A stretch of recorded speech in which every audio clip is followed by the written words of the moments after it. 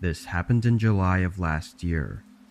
My house was having some pretty big problems, and I was left without any power for several days while it was getting repaired. I worked from home, so this was a major issue, and I ultimately had to rent out an Airbnb to stay at for a few days until the power was back on in my home. I don't live in the biggest city, so there weren't too many options for Airbnbs near me. The closest one that was at a reasonable price was about a 45-minute drive from my home.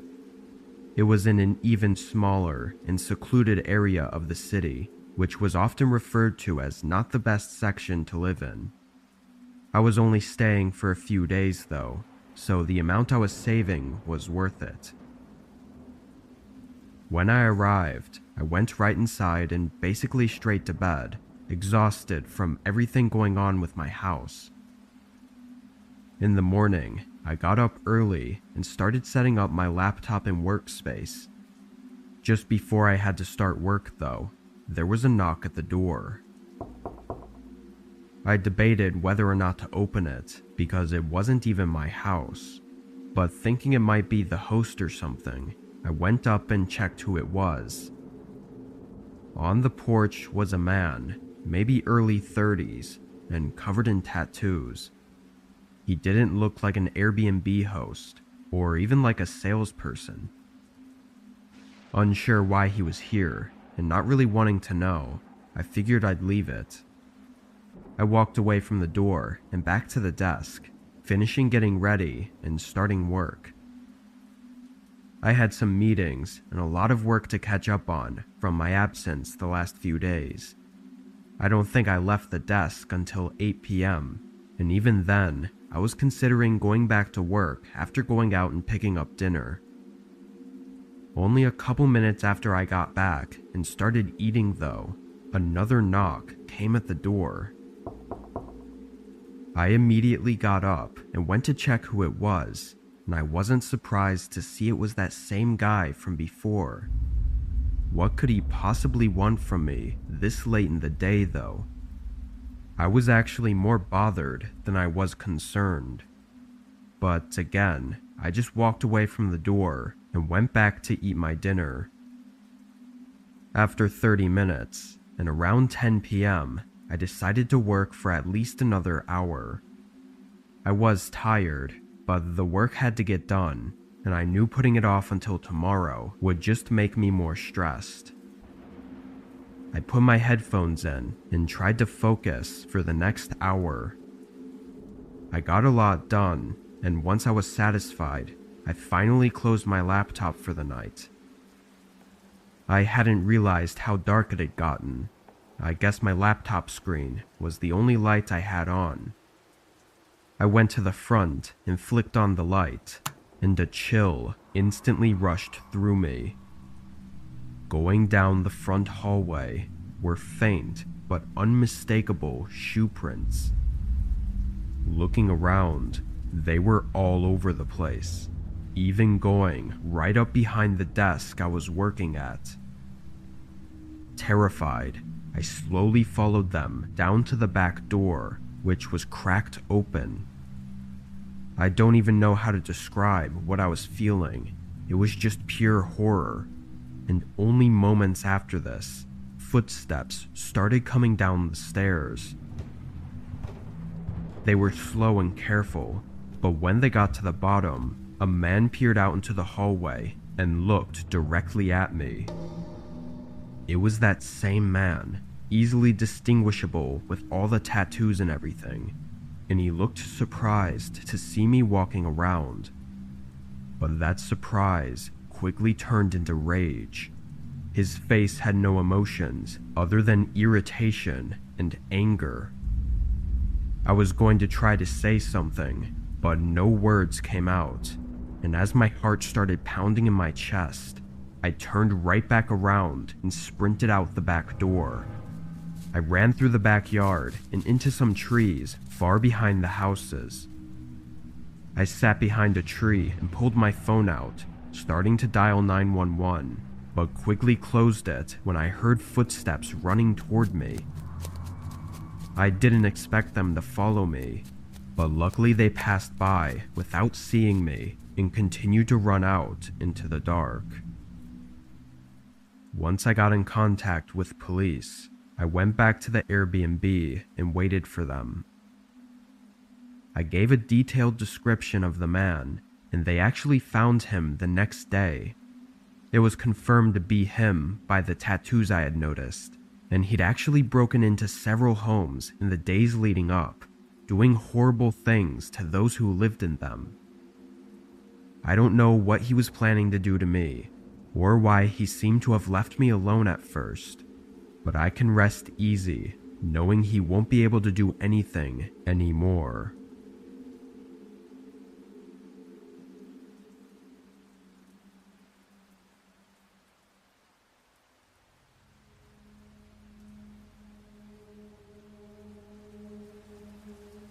I was driving across the country for a kind of hectic trip. I had to get some things done for work at an office way up in Maine, and decided that while I was there already on the road trip, that I'd visit some of my friends and family on the East Coast. During my 4th day of driving, I was spending most of that day going through Pennsylvania. There were a lot of cool towns, but most of the drive was through nothing. And to get where I was going, it was taking me on a lot of side routes, which were these long and empty one-lane highways. As it was getting late, rain started coming down, and my fuel was running low. I hadn't passed any gas stations in a while, so I figured there had to be one soon. But again, this road wasn't really going through any towns.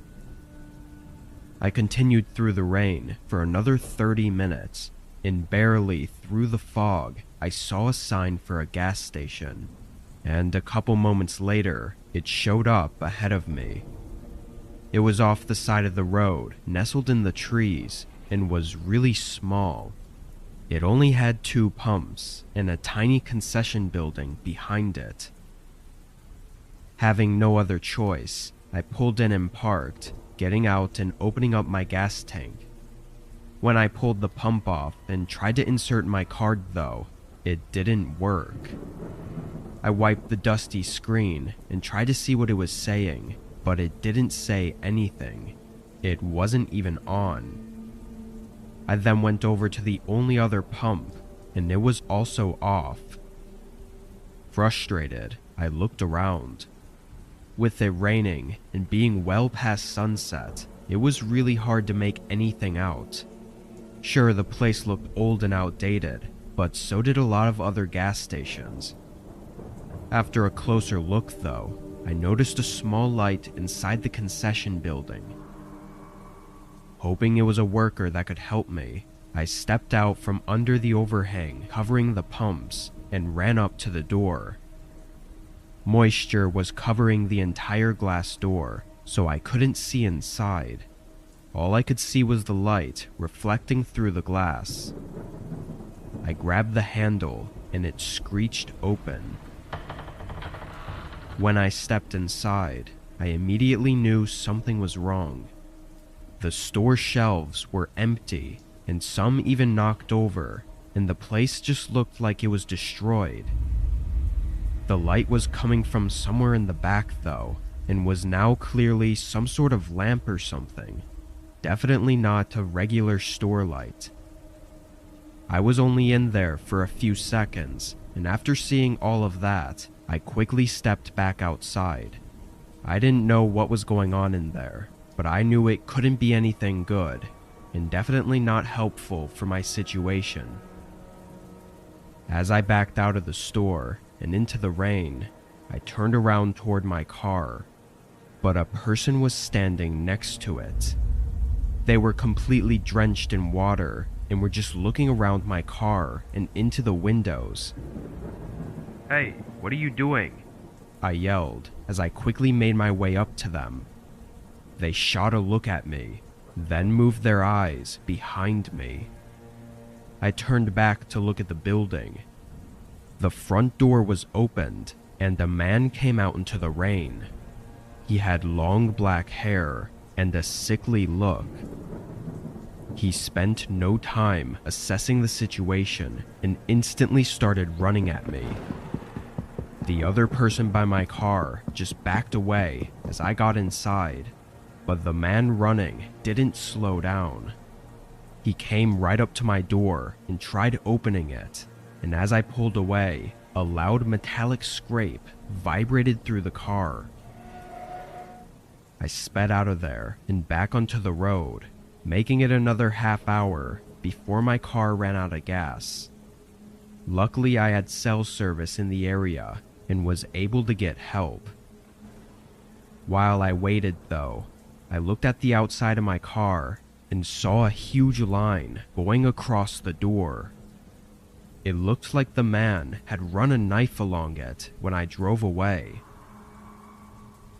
Police informed me later that night that the gas station I was at was not in service for at least a decade. Other than that, though, nothing else came of it. And what would have happened if I didn't get out in time is left to nothing but theories.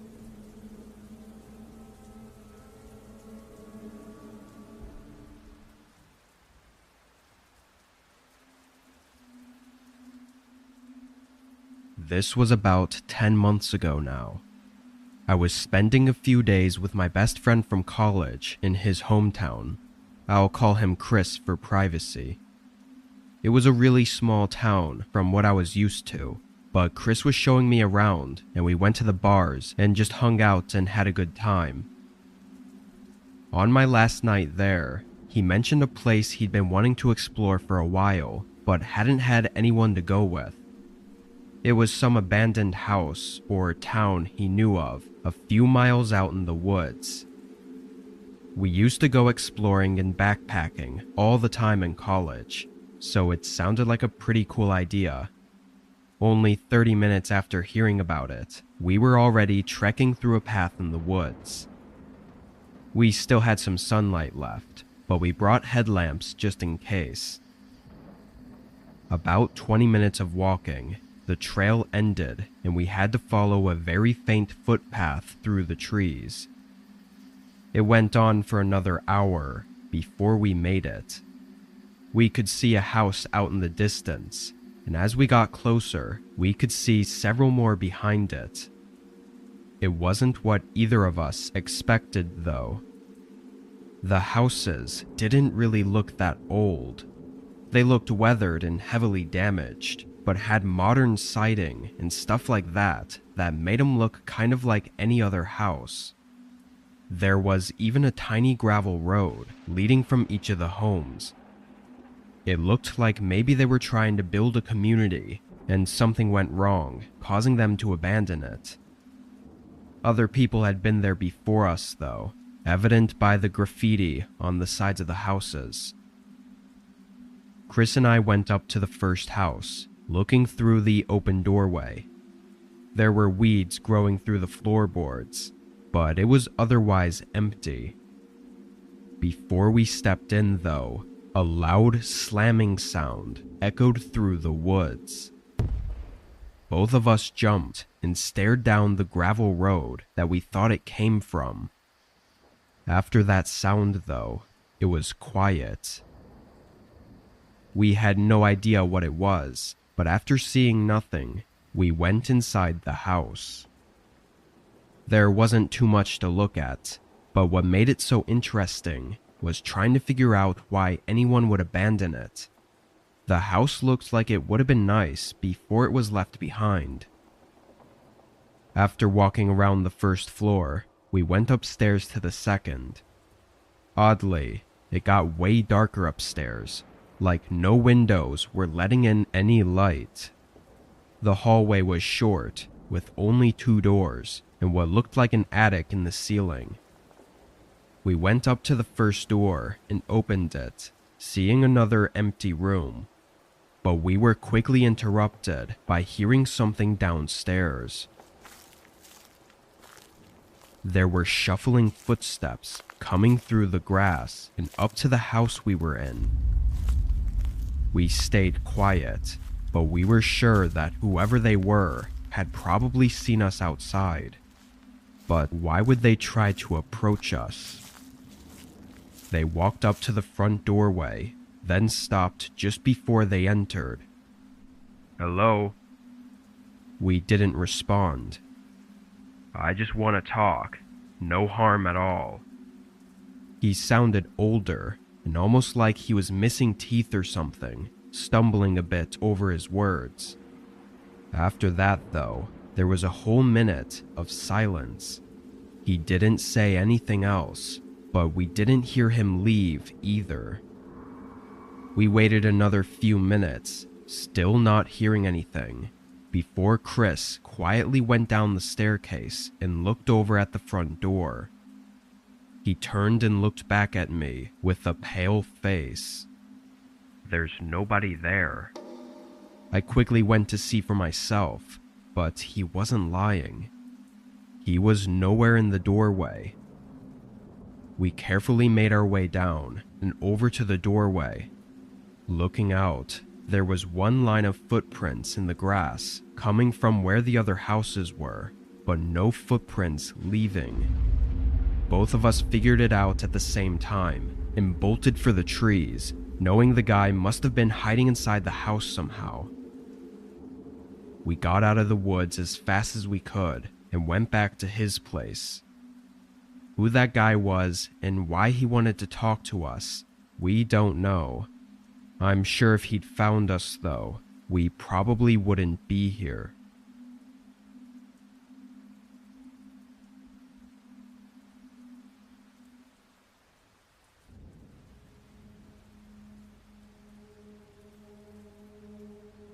I was backpacking through a route I'd found in the Cascades National Park.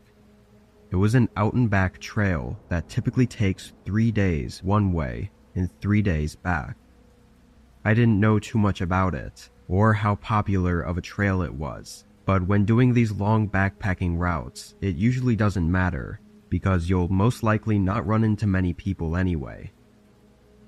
On my 3rd day out, though, I passed by one of the campsites and saw a man sitting by his tent.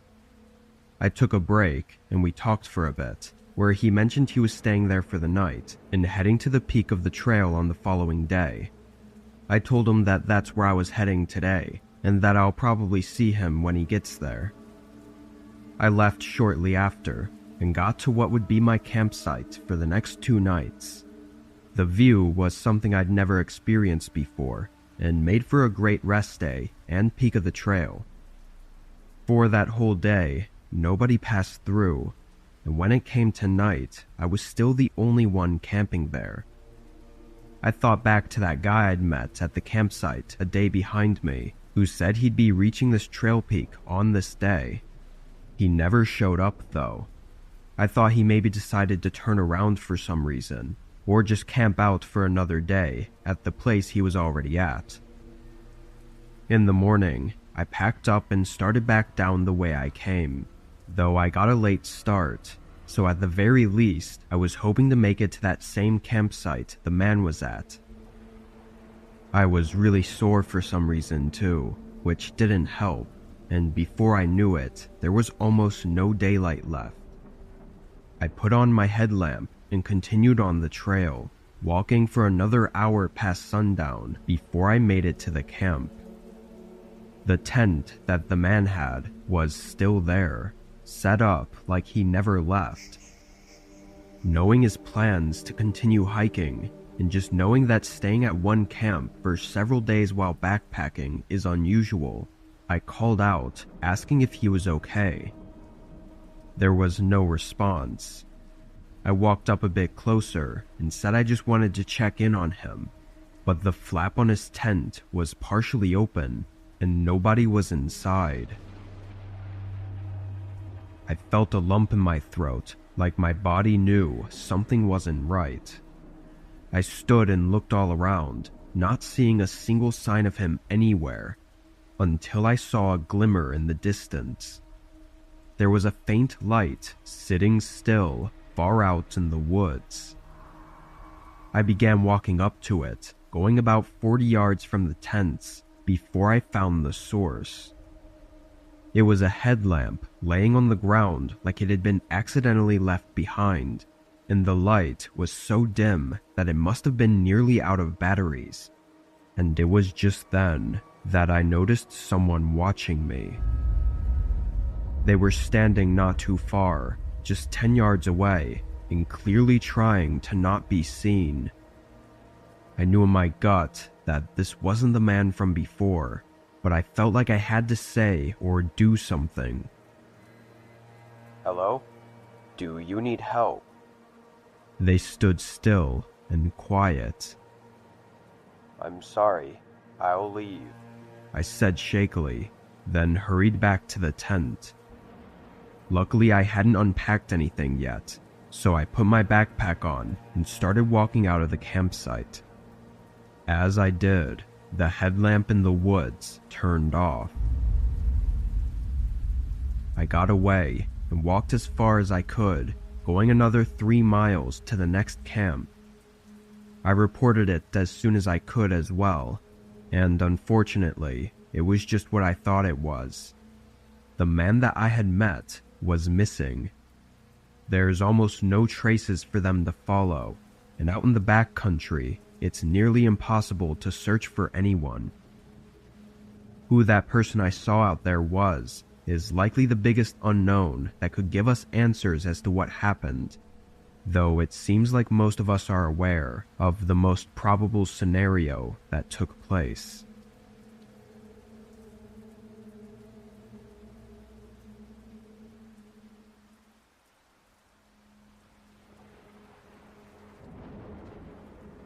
I had booked an Airbnb several weeks in advance in a town I'd never been to. A client I was meeting for work lived in the area, so I was only staying there for a day and then driving back home afterward. The drive was 3 hours, and when I pulled into the driveway and got out, the neighborhood it was in was very quiet. Most of the houses' lights were off, and trees covered the lawns, blocking out most of the view. The only thing I really saw was a person walking down the road. They were far down, and nothing really looked off about it, but for some reason it just gave me a strange feeling. I went up and unlocked the door, going inside and situating myself. It was a very average house, nothing really special about it, but was great for what I needed it for. After making my rounds and checking the place out, I opened the front door to get my other bag from my car. As I stepped onto the porch, though, I noticed someone standing in the road. It was the person I'd seen walking a few minutes ago, but they weren't walking anymore. They were just standing in the road and facing the Airbnb. As I started walking toward my car, they noticed me and started walking away. I kept my eye on them while I was out there, getting suspicious about whatever that was. They seemed to just keep walking though, continuing down the street. I went back inside and made sure it was all locked up, then opened the garage and pulled my car in, just to be safe. Throughout the next couple hours, I did a few checks outside to see if that guy was still walking around. I didn't see him anymore though, and having to get up early the next morning, I went to bed. I slept decently, waking up a few times during the night, but my alarm went off at 4 a.m. for me to finally get up. The sun was still down, so it was still dark outside, but I groggily sat up in my bed and right away saw a light coming under the bedroom door. I didn't remember leaving any lights on, though I thought I somehow must have just overlooked a kitchen light or something. I got out of bed and walked up to the door, but just before I opened it, I heard something on the other side. It sounded like something moving around at the end of the hallway. I opened the door, seeing it was the living room light that was on, which I immediately knew I definitely would have turned off. The sound continued though, as I walked down the hallway and looked into the living room. A guy was in the corner, searching through one of my bags. He had a black hoodie and ripped up jeans, which was exactly what the person I saw walking around wearing. I only looked at them for a second before they turned around and faced me. He didn't look startled at all. It was almost like he was expecting me. He dropped the bag on the ground and yelled at me to stay where I was. He began making his way over, and I only had a split second to decide what to do. I turned and ran back to the room, slamming the door shut just before he caught up to me. He rammed into it and tried to kick the door down, then started messing with the lock on the other side. I thought quickly and opened a window, jumping out and running away. By the time I was able to get police there, the man wasn't in the house anymore. My bags were gone too, of course, and to make things more terrifying, the bedroom door was opened. He had picked the lock and gotten in, so if I had just stayed and hid in the bathroom or something, who knows what would have happened. Police seemed to think there was more intent behind this man's actions, aside from just robbing me. So I pray he doesn't find me again.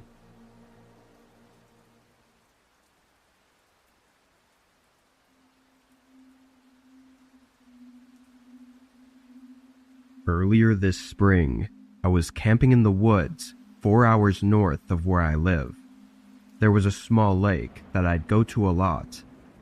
It was never crowded, or even really known about, I don't think, so it made for a nice peaceful getaway every time I went. When I got there on the first day and set everything up, nobody else was there.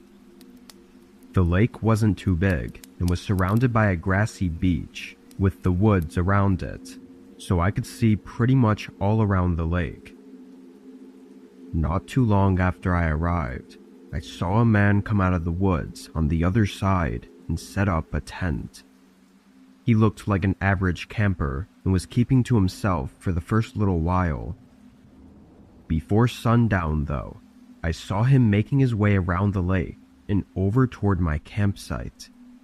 He had a friendly smile and introduced himself as William. He said he wasn't sure if I saw him set up camp or not, but he saw me across the lake and just wanted to say hi since we were both out in the middle of nowhere at a lake that nobody usually comes to. We talked for a while, and he was really cool actually. William was 26, which was around the same age as me, and we both liked this camping spot because of how secluded it was. After talking for 30 minutes, he went back to the other side of the lake as the sun was coming down. Not much else happened that night, but in the morning, we ended up talking and hanging out for most of the day. He shared a 6-pack of beers with me, and we sat on the beach and had some good casual conversations. When we went back to our tents at the end of the day, I was sitting by my small campfire and was really happy I'd met William. He seemed like the perfect buddy to go camping with, maybe some other time. As it got later though, I started getting ready to stomp out the fire and go to bed, when I saw William walking around the lake. His campfire had gone out a while ago, so I thought he was in his tent already, sleeping, but apparently not. He walked up to my campfire, and right away, something was different about him. "Hey, everything good, man?" I said. He smiled and was suddenly back to how he was before, but he said he came over to ask if I wanted to see a cool spot he found that had a great view. I said it was kind of late to be going out, but he assured me that the view was great because it was dark out. The way he was hyping it up made me feel like I couldn't not see it. And what would be the point in camping out in the woods if I just passed up the good views? I got up and followed him to the other side of the lake, then trailed behind him as he led us through the woods. There was no path or anything, So I pretty quickly knew that whatever spot this was, William had to have been there many times before to know the exact way without getting lost, especially out in the dark. We walked for maybe 15 minutes before William started slowing down. He pointed ahead and smiled like this was the view, but when I walked in front of him and looked out, there was a small structure. It was an old RV or camper that looked like it had been abandoned and succumbed to the elements for years. Moss grew all over it, and holes of rust covered the siding. I turned back to look at William, wondering what this was, but his face was now cold and empty. He looked like he was a different person. William, what is this? He didn't answer. Feeling a rush of fear, I started frantically looking around, and that's when I heard the rusty metal door swing open behind me. I only saw for a quick second as someone else came running out before I started sprinting away. I could hear both William and the other person following close behind, but I gave my every strength to keep going until I lost them. By then, I'd run so far into the woods that I had no idea where I was. I just kept walking and keeping my eyes on the trees until the sun came up. By the time I found my way back to the lake, I saw from the tree line that all of my camping gear was gone. It looked as if I was never even there. I stayed hidden and got back on the trail, making it back to my car. I made a report with the local police, but they never mentioned finding anything. I don't think they even really looked, to be honest. What was planned for me that night is horrifying to think about, but at least I got out before having to witness it firsthand.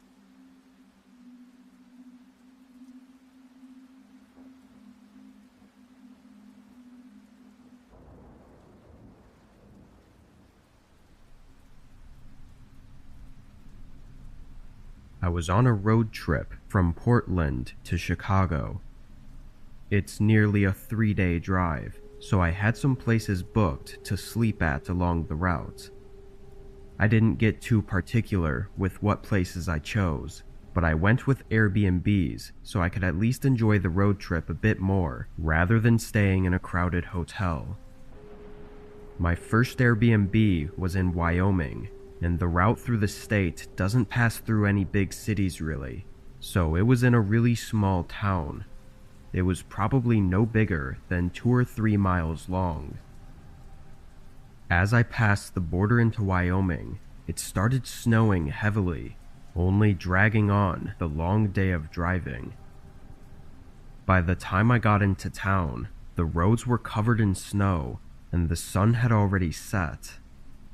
It was pretty dead though.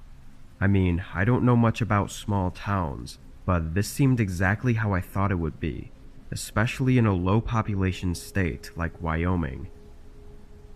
I was hoping there would be a McDonald's or something that I could get a quick dinner from, but it was very clear that there wasn't going to be, so I drove through the town and turned down the road to my Airbnb.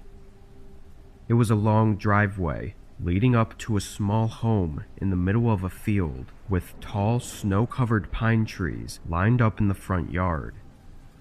I parked on the side and got out with my bag, then walked around to the front.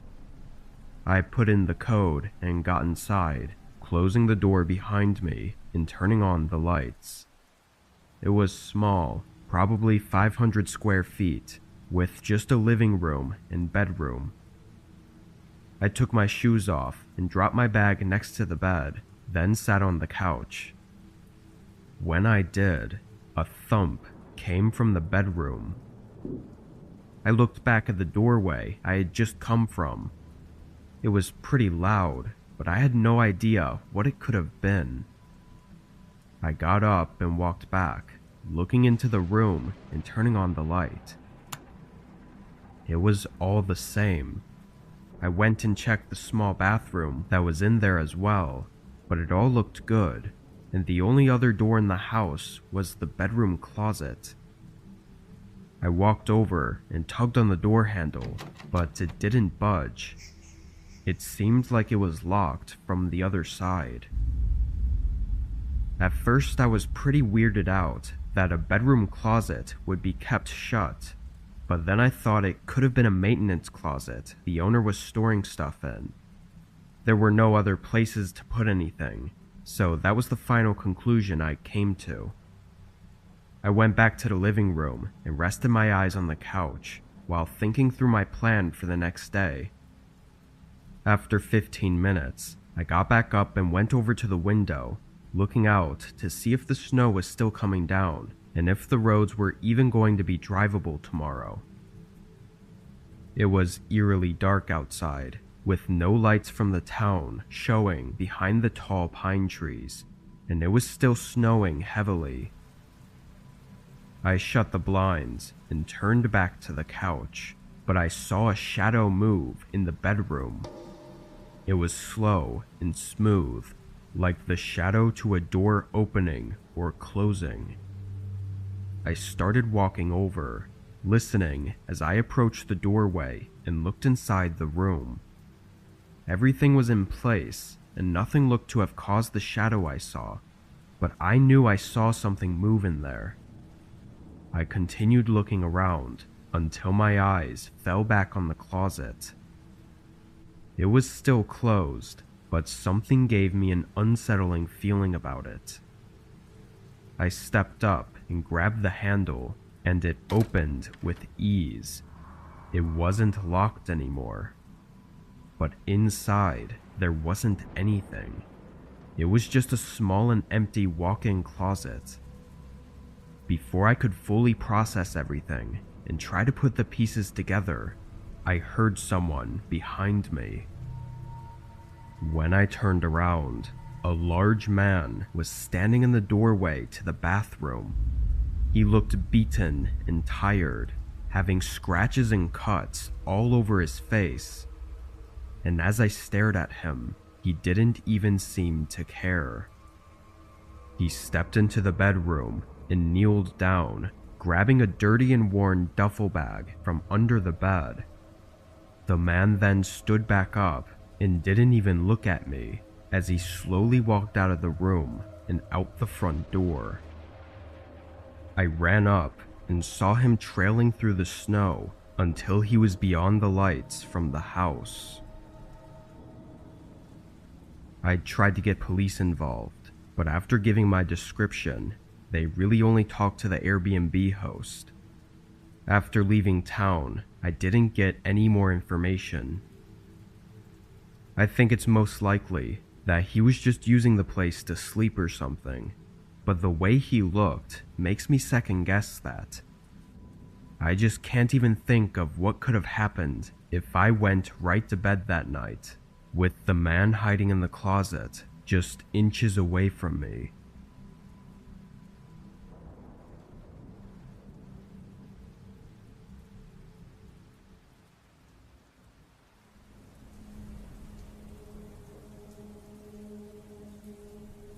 This was a few months ago while driving for DoorDash. I only drive as a side gig, maybe 10 to 15 hours a week.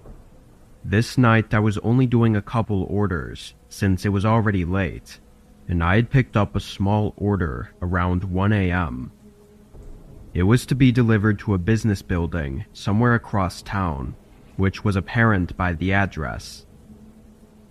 This was a normal thing, usually for overnight workers or whatever. When I pulled into the parking lot, though, it was empty. No cars at all, and it didn't look like there was a parking lot behind the building either. I parked in a spot near the front and got out with the food. The place was definitely an office building of some kind and was smaller than most, being only 2 stories and not very wide. All the lights were off in the windows though, aside from one light behind the front door. I walked up to the door and checked the app, seeing it has specific drop-off instructions to enter the main hallway and leave the bag outside of room 232. I looked through the door in the building, seeing this hallway with a bunch of closed doors on either side. Delivering to specific rooms I'd only done at hotels, so this was kind of new for me. I tested the door, pushing on it, and it was unlocked, so I stepped inside. I expected to hear people working, moving around, or talking, but instead didn't hear anything. There wasn't a single sound in the whole building. It was just white noise from the overhead lights buzzing above me. As I passed the first few doors though, they were all numbers in the 100s, like 102 and 106. The room the instructions said to leave it at was in the 200s, so I assumed that meant it was on the second floor.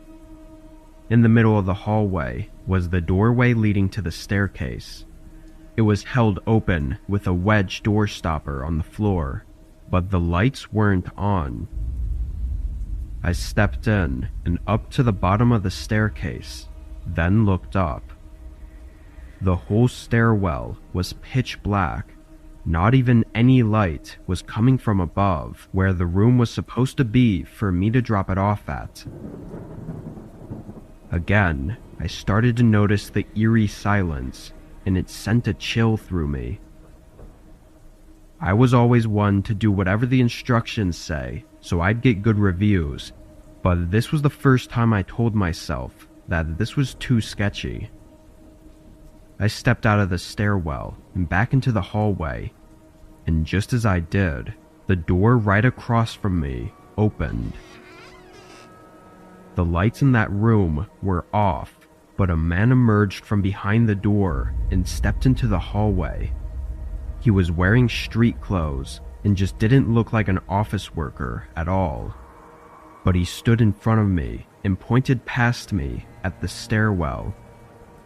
232 is up there.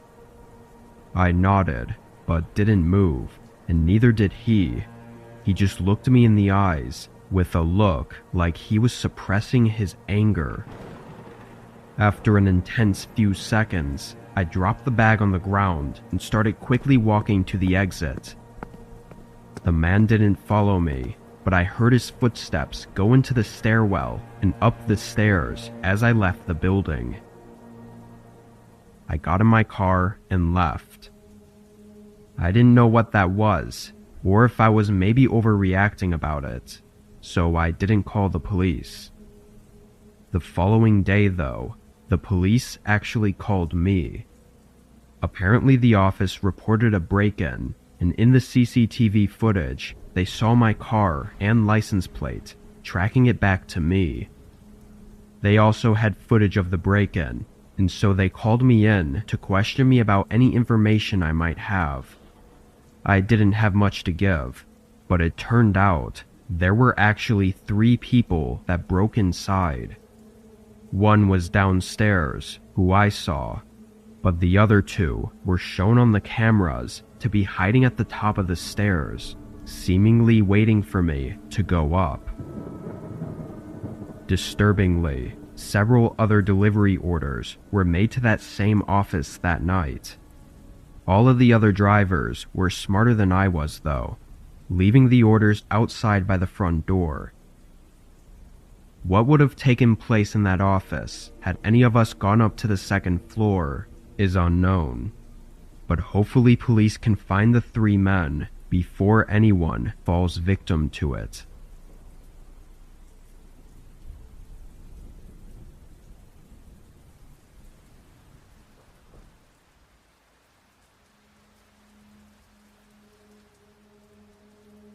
My wife and I take yearly vacations to different places.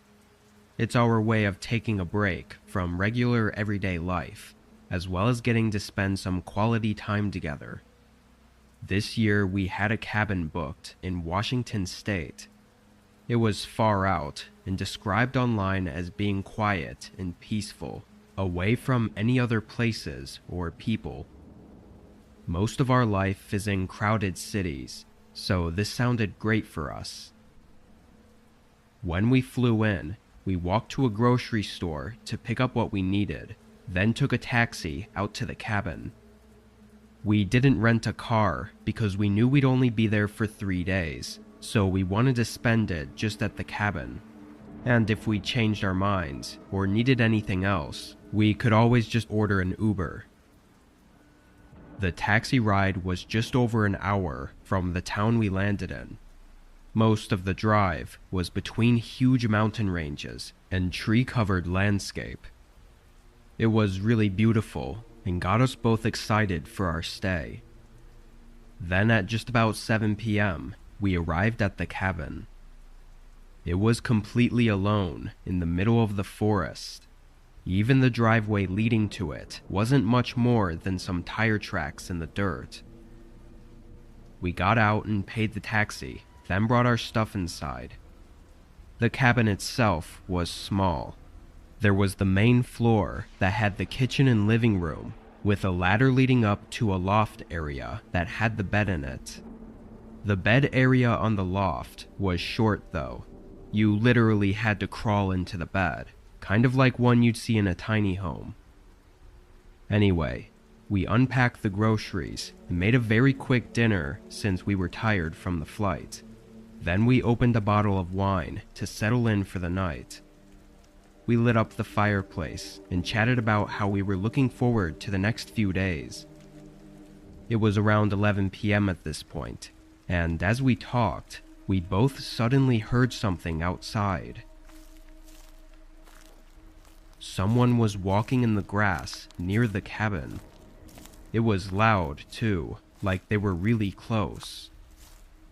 My wife looked nervous, so I tried to put a brave face on and told her it was fine. I got up and looked out the window. It wasn't until then that I realized how dark it had gotten outside. I looked around, seeing nothing but large trees everywhere and pitch-black darkness around them. I told her I didn't see anyone, then went over to the front door and opened it, stepping onto the porch and turning on the outdoor lights. All I could really see out there was a small portion of the driveway, but I didn't see anyone there either. The forest was very calm and quiet, too, so if they were still walking around, I felt like I would have been able to hear them. I went back inside and asked my wife if she heard the footsteps anymore, but she said the sound didn't seem to fade out. It just stopped suddenly from somewhere behind the cabin. My brave act was starting to fall through, and I told her to go up to the loft and stay quiet while I figured out what was going on.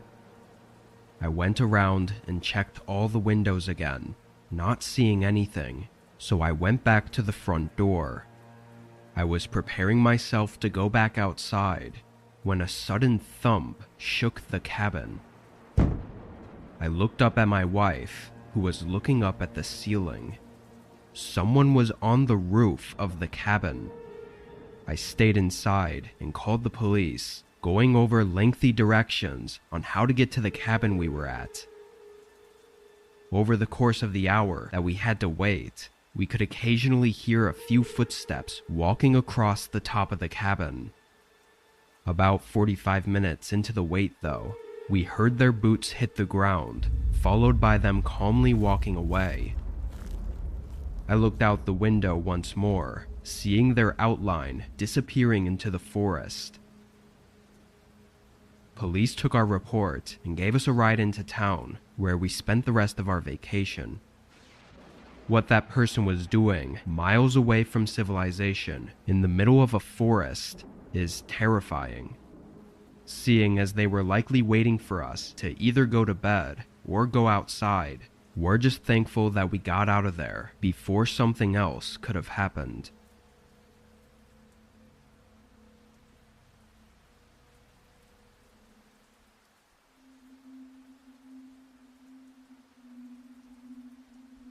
I've owned and lived in the same house for 8 years. It's a normal family-sized home, which was relevant when I had roommates. But when they moved out and it just became me living here, I had nothing to do with the extra space. It was technically a 4-bedroom house, but I only used 2 of the bedrooms. One is my main bedroom, and one is the gaming room. The other 2 rooms were on the far end of the upstairs hallway. One had a few storage boxes in it, and the other was completely empty. After getting out of work at 9, I picked up Wendy's on the way home and pretty much went right to the game room. I was off tomorrow, so what better to do than game all night? I put my headphones on and loaded up COD, but before I had time to even load into a match, I thought I heard something that sounded like a knock at the front door. I took my headset off and listened, but not hearing anything and figuring they would have knocked again if there was someone there, I went back to my game. Probably a whole 2 hours went by, and then I heard it again. It sounded like either a knock or a door closing or something like that. But with my headphones on and with my room door closed, it was way too quiet for me to tell. I got up and opened the door, looking out into the hallway and waiting for that sound to come again. After a minute though, I went downstairs and looked out the front door. Nobody was outside my house, and everything seemed normal. Having been hearing these sounds though, I obviously made sure the door was locked before going back upstairs. To be a bit more cautious, I left my room door open this time, so if it happened again, maybe I'd hear it better. I put my headset back on and continued gaming. I played through a whole round, so like 20-ish minutes. As the game ended and I leaned back in my chair, a figure rushed past the open doorway just off to the side of my view. I immediately threw my headphones off and jumped from my chair. Horrified and unsure what to do, I just stared at the doorway. I didn't get the courage to finally move for several minutes. When I looked into the hallway though, and eventually the rest of the house, nobody was there. But the front door was unlocked again. When police came and investigated, it was clear that the person had been hiding and very likely living in the empty room. I hadn't been in there for weeks, or maybe even months, so all this time, they could have been just on the other side of the wall from me, and I had no idea. It's really scary to think about, especially if I'd happened to confront him. There's no saying what he would have done.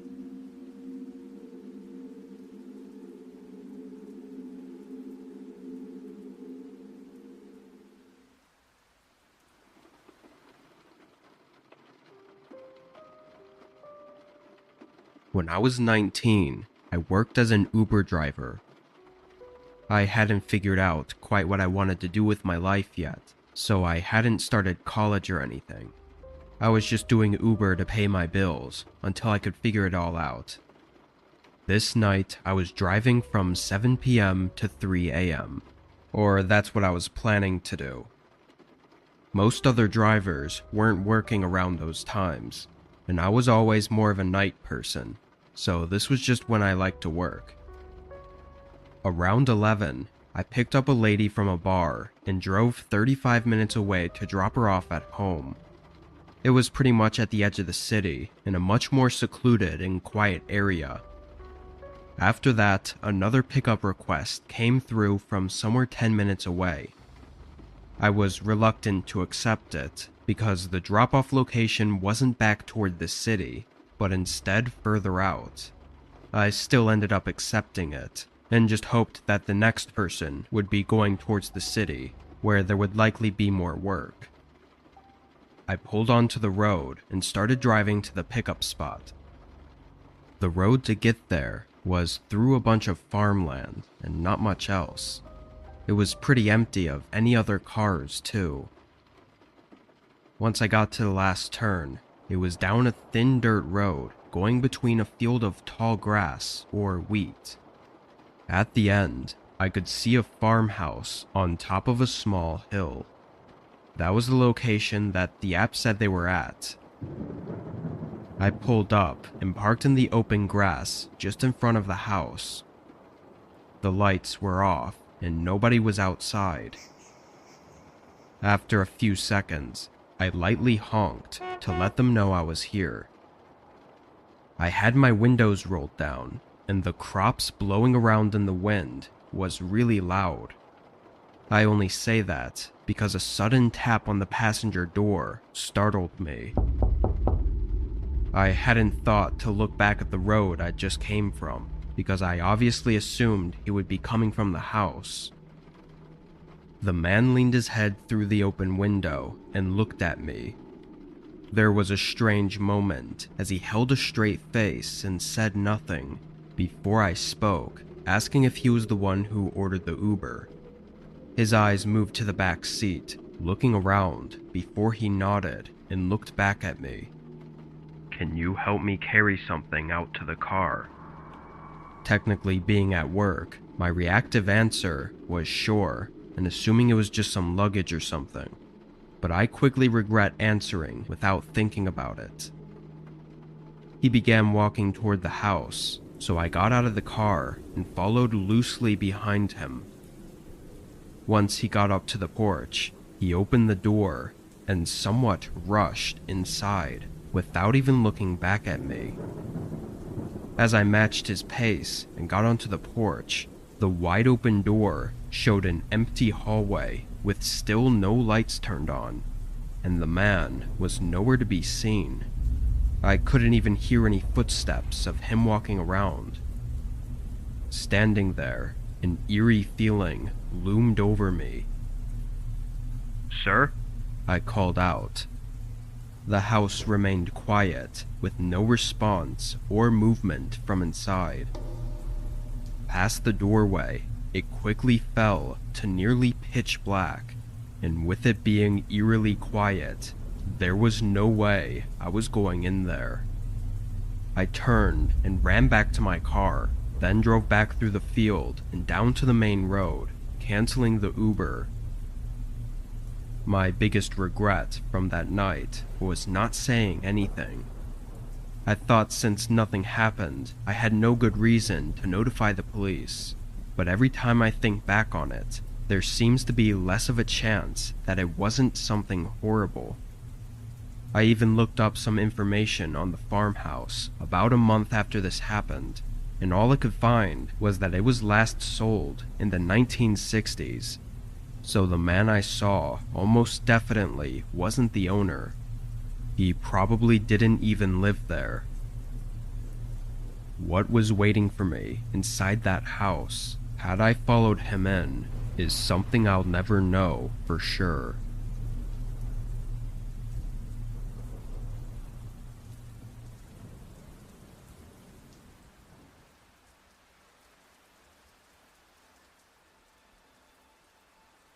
This happened to me just a bit over a year ago. I'm 24 and have a townhouse in the suburbs. I live alone, which for me gets really boring, so I try to have friends over whenever I can. My closest friends come a couple times a week, and sometimes even sleep over to escape their parents' houses. I didn't have any plans this night, but I had plans for the next day with my friend Sarah, who was supposed to be coming over to have a movie night. So I really was just trying to get this night over with and looking forward to the next day. I went to bed early, like 9:15. In the middle of the night, I woke up. I looked at my nightstand and saw it was 2 a.m., but the way I woke up was odd. My heart was pounding for some reason, and my brain was very alert and aware, like something was happening. I thought maybe I had just woken up from a nightmare or something, until I heard a click from downstairs. I sat up. A door slowly screeched open, and I could hear someone's footsteps entering my home. Although terrified, I thought this had to be Sarah or one of my other friends, as they all had keys to my house in case they needed somewhere to stay. I got up from my bed and walked over to the door, opening it and stepping into the hallway. "Sarah?" No one responded. I waited in the hallway for what felt like forever, but then a bright light suddenly flickered on, lighting up the whole downstairs. A second later, soft, chattering noise came from the living room. Whoever it was had turned on the TV. For a moment, I felt relief, thinking it was definitely one of my friends who had one too many drinks. I went down the stairs and into the living room, and felt my whole body turn ice cold in an instant. Some random man was sitting on my couch looking at the TV screen. He looked maybe 50 years old, with patchy, long black hair and dirty clothes. As I stared at him in fear, he glanced over at me and showed a crooked smile, then waved his hand as if to invite me over to the couch. I turned around and sprinted right out the front door. I banged on my neighbor's door until they let me in and called the police. By the time they made it, though, he was gone. No trace of him at all. What's worse is the police didn't take it all that seriously, suggesting it was probably just some harmless homeless man wanting a place to sleep. The way I see it, everything points to otherwise. He picked the lock on my door, sat on my couch, and turned on the TV. Then the sick man smiled at me and invited me over to the couch. I think he may have been a stalker or something, and now I find it hard to even sleep at night when I'm alone, thinking that there's a chance that I'm not really alone.